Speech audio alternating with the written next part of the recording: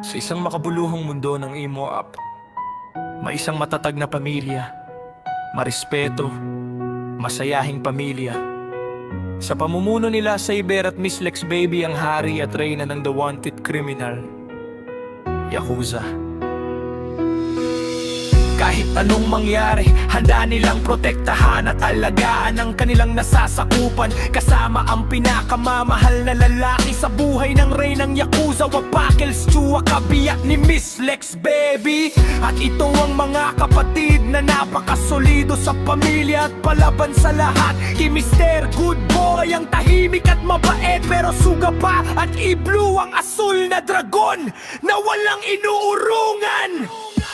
Maungulan man o digmaan, damn, sumunod ka dyan na ang tahimik. Mabadit maganda, pero strict na pagdating sa pamilya. At di magpapatalo, ipaki mo laging pinagkamalang lasing, handang bumalagbag. At kirex na apakasolid, handang lumaban para sa pamilya.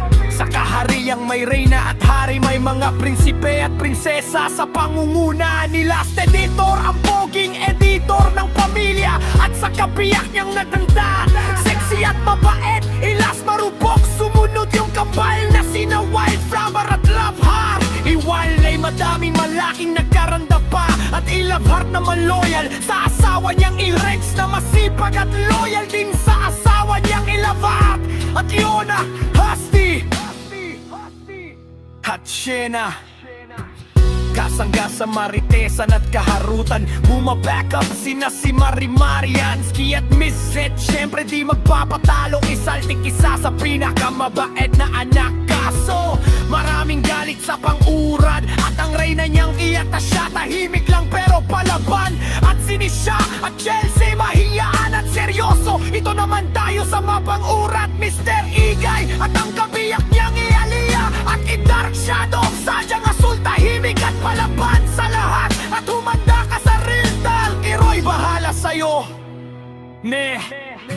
Humayo tayo sa mga palaba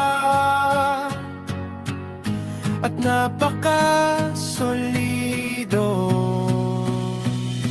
Mga apo pinangunahan ni JC, sobrang mabait kaso buli sa mamila niya.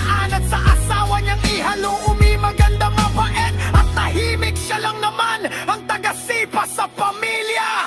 At kay Wens, Akaberting, ang palaging may award na best in acting, at sipol at maruna mga gwapo.